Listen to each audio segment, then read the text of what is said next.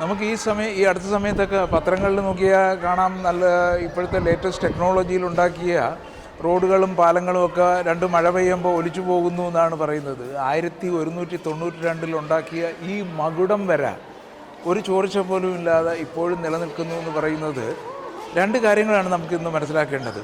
ഒന്ന്, ടെക്നോളജി മാത്രം പോരാ, ആത്മാർത്ഥതയും കൂടെ വേണം എന്നുള്ളതാണ്. ഇതിപ്പോൾ അന്നത്തെ ഓരോ കെട്ടിടങ്ങൾ നിർമ്മിക്കുന്നു എന്ന് പറയുന്ന ഒരു പീസ് ഓഫ് ആർട്ട് എന്നുള്ള നിലയിലാണ് അവർ ഓരോ കെട്ടിടങ്ങളും നിർമ്മിച്ചിരിക്കുന്നതെന്ന് പറഞ്ഞാൽ. ഇതിപ്പോൾ 850-900 വർഷത്തോളം ആകുന്നു.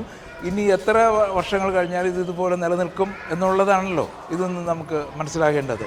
അപ്പോൾ നമ്മൾ ഏത് ടെക്നോളജി എത്ര തന്നെ വളർന്നാലും ആ ചെയ്യുന്ന ടെക്നീഷ്യൻ്റെ ആത്മാർത്ഥതയിലാണ് കാര്യങ്ങൾ ഇരിക്കുന്നത്.